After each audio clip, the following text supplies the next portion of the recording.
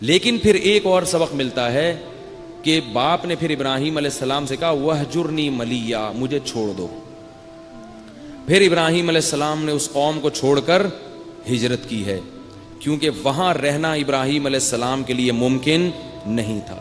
اس سے یہ پتہ چلتا ہے کہ باپ میں اور بیٹے میں بہت زیادہ اختلافات اگر ہو رہے ہوں اور اتنی نوعیت کے ہو گئے ہوں کہ باپ تو دین پہ نہیں آ رہا، لیکن اس گھر میں رہ کر بیٹے کے لیے اپنا دین بچانا مشکل ہو گیا ہے، تو پھر بیٹے کو چاہیے کہ وہ گھر چھوڑ دے، لیکن باپ سے حتی الامکان رابطہ رکھے.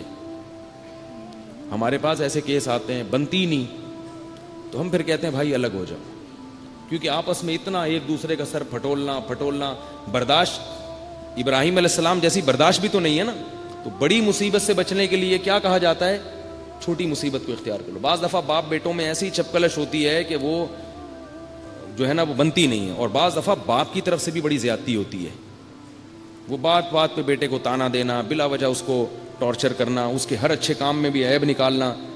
تو پھر وہ توقع یہ رکھتے ہیں بیٹے سے کہ بیٹا جو ہے نا وہ ویسے ہی چلے جیسے ابراہیم علیہ السلام چل رہے تھے.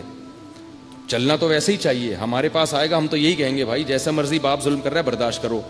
لیکن ماحول ایسا ہے کہ آج کل لوگوں میں قوت برداشت ختم ہو گئی. اس لیے ہم باپوں کو بھی کہتے ہیں کہ بھائی ذرا ہاتھ ہلکا رکھو. کیا کرو؟ ذرا محبت سے پیش آؤ، تھوڑا سا برداشت والی پالیسی اختیار کرو. تمہارا ہی بچہ ہے، بھاگ جائے گا تو کہاں سے لے کر آؤ گے؟ ایک تو ہوتے ہی ایک دو ہیں آج کل، وہ بھی بھاگ گیا، ٹھیک ہے نا، مسئلہ خراب نہیں ہو جائے گا.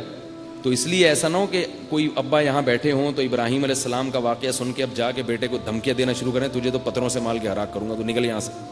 تو وہ نتیجہ یہ نکلے گا کہ وہ بہت مشکل ہے کہ اس زمانے میں چل پڑے. تو تھوڑا سا کمپرومائز بولو نا بھائی کرنا چاہیے.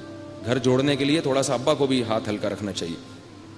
ایک صاحب نے کیا کیا، کھلے عام اپنے بیٹے کو جا کے نا سب دوستوں کے سامنے کھینچ کے تھپڑ لگایا. وہ بیٹا اکڑ گیا، وہ میں یوں کر دوں گا، میں یوں کر دوں گا، ابا نے میری بےزتی کی ہے.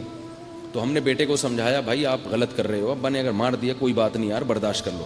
لیکن ہمیں یہ احساس ہوا کہ اس زمانے میں باپ کو ایسا نہیں کرنا. جوان بیٹے کو سب کے سامنے مارنا، اس سے بیٹا باغی ہو جاتا ہے، اس لیے مناسب نہیں ہے. ہاں بعض اہل ظرف ہوتے ہیں بیٹوں میں جو سب کے سامنے بھی مار کھا لیتے ہیں.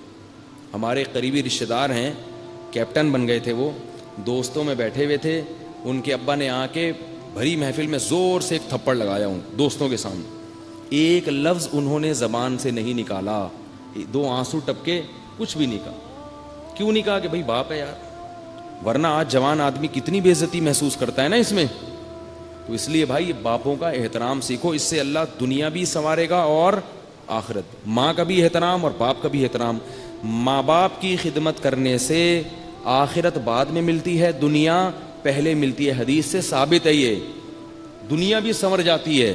اور جس نے اپنی ماں کو ستایا یا باپ کو ستایا، یہ لکھ کے لے لو، اللہ اس کو دنیا میں بھی پنپنے نہیں دیتے، زندگی برباد ہو جاتی ہے، اس کی سکون چھن جاتا ہے اس کی زندگی. اس لیے بڑا بہت اہم مسئلہ ہے، قرآن نے بڑے اہتمام سے بیان کیا ہے اس کو پلے باندھ لو اپنے. اور اگر کبھی غلطی ہو جائے توبہ استغفار کر لو اللہ تعالیٰ سے، صحیح ہے نا.